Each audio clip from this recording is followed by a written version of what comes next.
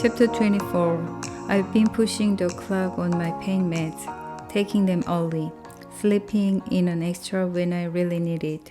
I tell myself that tomorrow I feel better, that I'll take one less rather than one extra. But the only time I feel better is when the meds kick in. I'm afraid of the pain without them, afraid of the day without them. Then I tell my mom I need a refill, and somehow my father gets involved. I hear them whispering, arguing. I heard him make a phone call and I pray it's to the pharmacy, but I'm pretty sure it's not. I pretend to be asleep when he comes to see me, but this doesn't stop him.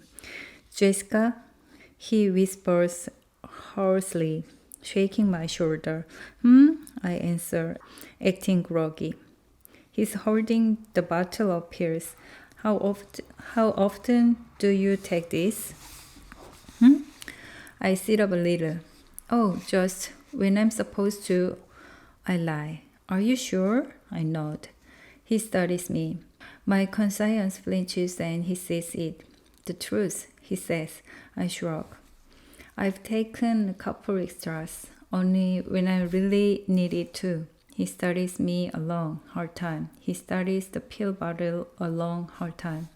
He and I both know there are only 2 pills left, and the math is easy. Finally, he heaves a sigh and stands. I'm sorry, he says softly, but we're through with this. No, wait.